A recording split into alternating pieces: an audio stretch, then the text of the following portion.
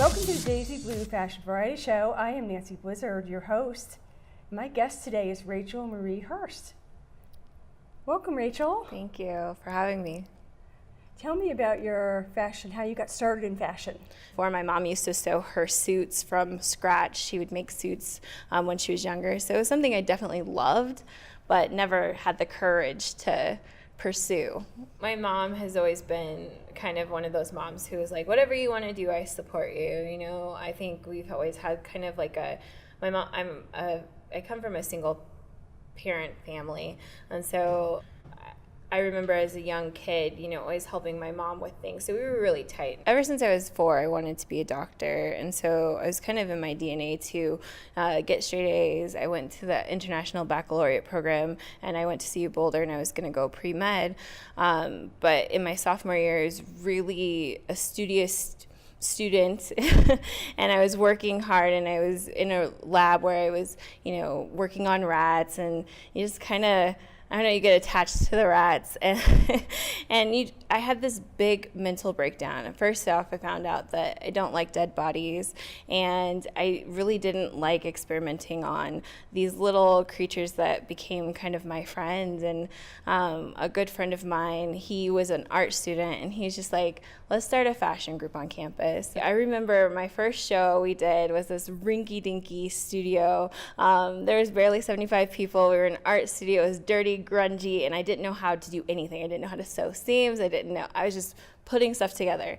But I walked out after that moment, and I felt alive, and I felt like this is what I was meant to do. I remember one Christmas everyone wanted to give me their opinion on it, and I ended up crying because, you know, it's just overwhelming, and you start doubting yourself, and you're like, am I doing the right thing? You know, I was going to be a doctor, and now I'm going into fashion design, which is very gray. There's no guarantee for anything. And doctor, not that there's guarantee, but if you finish your program, you do well, you're likely to get a job. With fashion design, you could be the top of everything, and you might not, you know, be successful. One day you're in, and one day you're really out.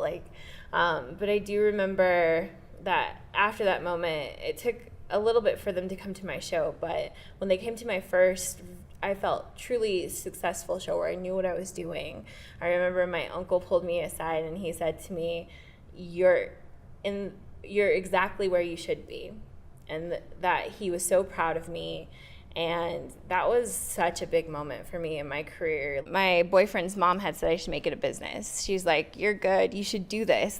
And so I took her advice, and I decided to make it official. And I've kind of just ran with it ever since. Not that we don't need doctors, it just wasn't right for me. Yeah. And I still applaud anyone who's like going that realm. But fashion is just, you use so many different elements that I enjoy. So there is a math base when you're making your patterns, or when I'm dyeing fabric, it's chemistry based. Although I was supposed to start off doing medicine for people to make them feel better, I feel that now I've taken the perspective of doing medicine for the soul, because I feel like clothing makes your soul feel good. You feel better when you love what you're wearing, and you project that. More willing to go and, you know, take a risk and introduce yourself to someone new or exciting, or you never know what that opportunity may lead to a job, or, you know, just a really awesome connection with someone. So dressing up just gives you that confidence. It makes you feel good about yourself, and it's medicine for your soul. So I'm encouraging other people to just wear what they want, you know, stop thinking about societal norms, and embrace what you love. Life's too short to dress in boring clothes. There's something very special about being a woman, and we don't have to conform to society's standards anymore. And it's a great time to be a woman. We're standing up for our rights, and we're, you know, fighting and saying that we're equals, and just having a brand that kind of follows that suit, saying, yeah, we're equals, and you need an equally, you know, awesome outfit to wear with that. My brand is just really about empowering women, because I think we need that brand. It's a brand for women, by women, with women in mind. How would you describe your style? I'm always unapologetically feminine, so I don't feel like my girl has to apologize for wearing a dress, or if she wants to wear tailored pants, she can wear that as well. And I really am about embracing all body types. I think that it's really important that every woman, no matter their size in their life, has something amazing that they can wear. And the big thing for my brand is that she just is her own boss. You'll see a little sequin, you'll see satin, you'll see blush tones. I love prints, polka dots, texture, and I still love black. I think black is such a great, powerful color for women. So a lot of times I'll let the fabric dictate what it wants to be. So there's times where I sketch and then I'll just gravitate towards a fabric and just play with it and drape it on the machine or my mannequin and then just look at it for a long time. It's kind of obsessive, but then it comes to me and then I sketch it out and I make it. I think I'm an artist in the sense that even if I am done ahead of time, there's still so much more to do. Until I have to present it, that's what I'm allowed to do. Sometimes you get something on a model and you get inspired to fix something or change something, or you want it to look better. I always want my pieces to look really well. And so I'm always in there like cutting something apart, adding something, changing something, fixing it. Well, I'm interested in seeing the models and looking at your collection. Yeah, let's have them come on and I can show you kind of some of my pieces. So. Oh, great. Let's invite the first one up. So this is Skylar. She's wearing a satin. It's our version of a feminine overall. And so what I really wanted to do is it has pockets in it, which is always big for any girl, both pockets on the jacket and in the culotte pant. And then it just has this really soft texture that we do. It's our rosettes on the chest. It just gives a feminine quality that I really love and kind of keeps something that was traditionally, a working overall was for men to kind of get dirty in. We took it, made it feminine, and give it a little Parisian style. The jacket we wanted to have, you'll see another one as well, but we wanted it to have kind of the quality of a sweater, so it's comfortable, and you can just throw it on over anything and look put together. Lily's wearing our gown, and so with this, I just wanted something a little bit more dramatic, but kept it very chic and effortless in the color.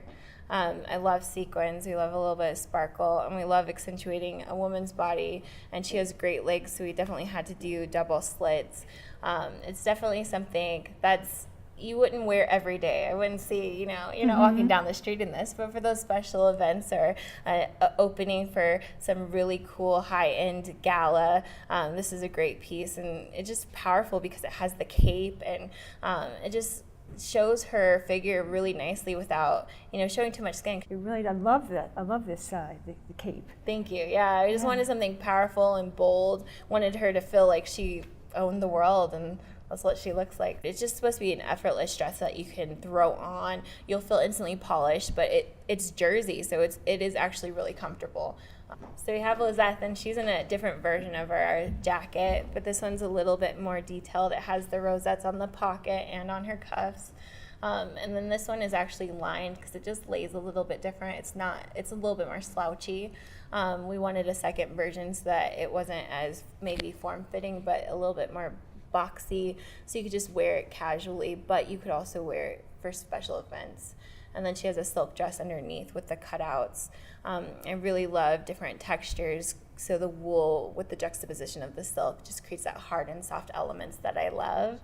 I love unexpected details, and so I do a lot of classic pieces with my twist, and so I just wanted something that was a little higher up. I always love an interesting sleeve. I try to play with neutrals and prints and show people how they can mix them together in their closet. So yeah, when I'm taking a risk like this, I will go more into neutrals because I feel like a print and a crazy texture and all these details can get a little bit too much and goes against what my customer wear because she's still chic at the end of the day. And so just having that clean slate and the creamish colored jacket, but then letting the dress have more of the print really works for her.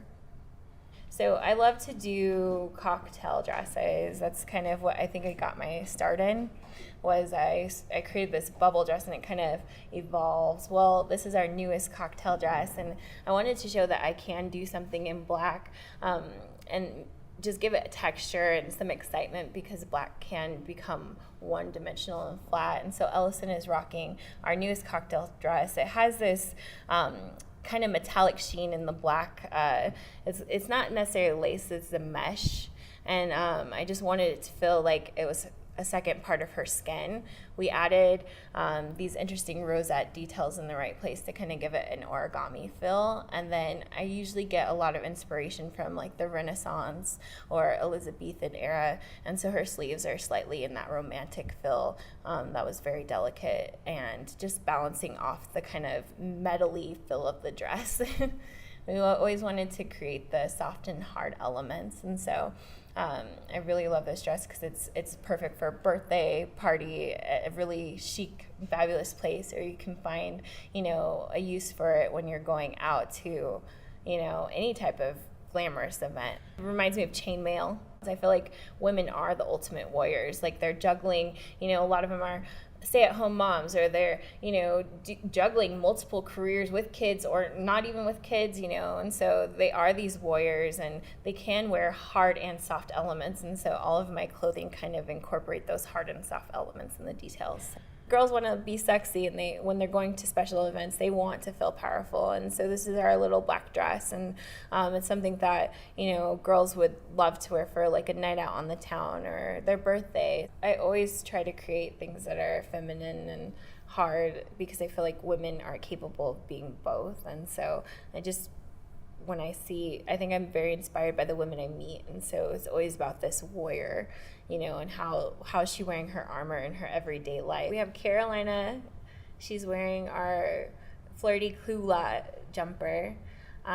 What I love about this is I love prints, and this one just reminded me of kind of brush strokes for painting, and wanted to make something that was light and effortless and has pockets. A lot of my pieces, I just love pockets. You can put your cell phone in it. You can not have to worry about having a bulky bag. And then they're culottes, so it's the fun of a dress, but it's comfortable, and you can wear it in a lot of what you do. You could layer it with a cute vest, or if you wanted to hide the detail of the sleeves, you could put a jacket over it. If you look at her shoulders closely, there's the cutout details. And Carolina, if you pull down your sleeves, she can have a second look, and so just becomes a little bit more fun. So she can have it off of her shoulder if she wanted.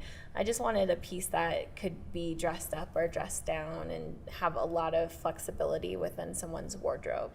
I always get inspired by what the fabric dictates to me. And so this one was like the brush strokes and airiness and light and fun, and that's just kind of what I let it become. And then I sketched it out, and the rest was kind of magical elves helping me in the workroom. Shoulders are strong, they're soft at the same time. And we paired it up with boots, just kind of going into that pre-fall, look where you can feel more covered up and not so exposed, but you could do a cute sandal, or if you wanted to go really casual, a cute white sneaker would be great with this. So you could definitely casual it down and just go hang out with friends on the weekend. What I love about dresses and jumpsuits is that you don't need much effort to look polished. You can just put one piece and not have to think about it. But you can also layer it and add other things that give it more flavor. And so she could put a cute like a long trench coat vest over it and give it even more chicness, or she could find other ways to dress it up. Take it off the shoulders gives it more of a night feel. When it was up, it kind of gave it more of a day feel. So it's a very versatile piece that can go into a lot of women's wardrobes. This is a piece that represents my brand, I feel, really well, because it does showcase, the delicateness of a woman, but it's very strong, and it's cuts and it's angular in different ways that people wouldn't expect. Because sleeves are boring when you have to create them if they're just the basic sleeve, it's a couple of lines and a curve. So I always try to do something interesting there, because I feel like that's where I can experiment the most, and it is flattering on all types of women. I think the sleeves are a quick place to forget about, but it's where you can have these interesting details. I really wanted to show what made women so special is their softness, but add, this interesting detail that was kind of a ruffle, but kind of looked like armor. And I understand you opened up a boutique. Yeah, so we're gearing to open up. I have an amazing, wonderful group of women who work with me, and they have different things that they specialize in, but they're all willing to see the big picture. So you can come and say, I'm just shopping for fun and I just want to try some pieces on that make me feel good, or I'm actually looking for an event, but we just wanted to create something that was intimate, where you felt comfortable, and you could really connect with not only the story behind the pieces, but ask your questions. Part of it is my workspace, and so we're constantly working in there as well, and it's just, I don't know, fashion should be fun. It's not necessarily, all business. There is a fun element to it. And so we just try to create that atmosphere for our customer and client. Do you ever have someone that comes in and doesn't know what they really want? All the time. And they come to you for help? Yes. Can help me. I mean, we get women who know what they want, but they're scared to voice it. I think they know that they would love to wear a dress, and they're like, well, I don't know where to wear it. And it's like, you put it on your body and you rock it, It's not necessarily, oh, I don't know where to wear it. It's, you just have to own it. And so we kind of, I guess I always get told it's a therapy session. We give them the confidence to own their fashion choices. I had someone come in and she's like, I normally don't like to shop, but you made this great. And that makes my day, because I make clothing and I want you to shop. So if you don't like to shop, we have to fix things. I love Denver. I've been doing so many different shows ever since I kind of came out onto the scene. So it's really cool to see how Denver has started and how it's kind of evolved now into this, mecca center for fashion designers. Denver knows how to have fun, and they embrace whatever people are wearing because it's their personal style, and that makes people stylish because they have a personal style. And they're not just mimicking others. Denver people love to dress up. They love having options. They love being fashionable, and they love setting trends. And so now the voice is, getting bigger, and it's demanding more, and it's affording designers the opportunities to take those risks and, really work with a community that's very giving and very loving, instead of someone who's going to chew you up and spit you out. In New York shows, it's kind of like a business, which is great. But then there's those throwbacks where you don't get to be as experimental. They want to know, how's this commercial? How are you going to sell this? What are you going to do with this? And in Colorado, they're like, well, I would still love to wear this because it's an artistic piece. And how can I incorporate this into my lifestyle? And as a designer, you're kind of trying to figure that out for your client. How can you incorporate this into your lifestyle so you can wear those artistic pieces that Coloradans love, but have something that they can actually wear? And so that's the great thing that I love about the Denver fashion scene, is that people do take risks on these, interesting pieces, but they find ways to make them very wearable. I do love that freedom that we have here. And so it creates a great playground for designers to just come into their own skin and be really comfortable as a designer and know their point of view and not be scared to share that point of view. It's just that melting pot where you feel comfortable. The air is so fresh and clean, and the people here are really some of the nicest people in the world, and it's just such a warm and welcoming place. You get scared because you're like, I'm putting myself out there, but then you're like, it's Colorado, they're nice. You're good. Now New York is a little scary. Colorado just gives you that ability to find those people who are willing to take risks and wear those pieces. My biggest challenge is just resources. I think we all want to make a living off of this, and I think that trickles down to models. It trickles down to people who are putting on the events. Everyone wants to make a living off of it, but we just don't have the resources kind of set in place completely yet to do that. I think we're all trying to maneuver that thin line of dream and hobby, and most of us want it to stay as a dream and become a reality and not become a hobby. Have a bigger, chance to find manufacturing here would be great. I don't regret anything I've done. There's just been some roller coaster rides. Well, you never know what you're gonna get at Pepsi. They just flew me out, paid for everything, and I got to show at New York Fashion Week a capsule collection, and that was just surreal.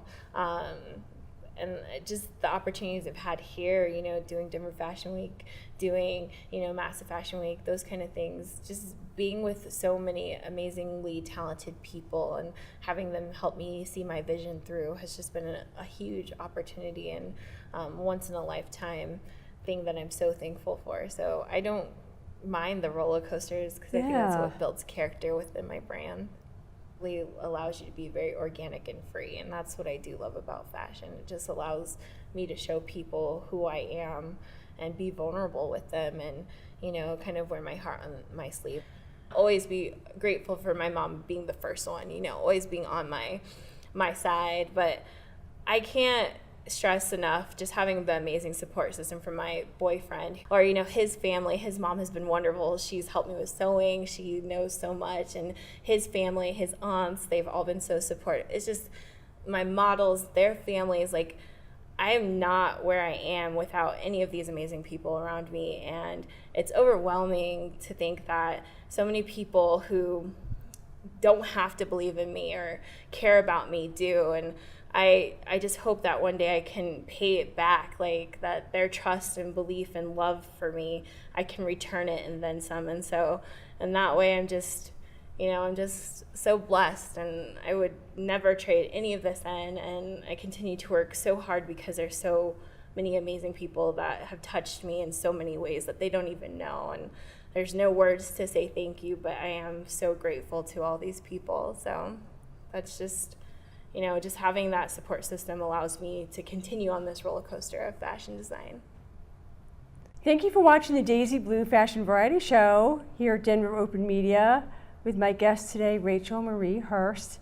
It's been wonderful having you here. Thank you so much for having us on. Thank you so much. I appreciate it. I loved all your collection. It was beautiful. I had a blast being here. You're amazing. So Thank you. Thank you. Have a wonderful day.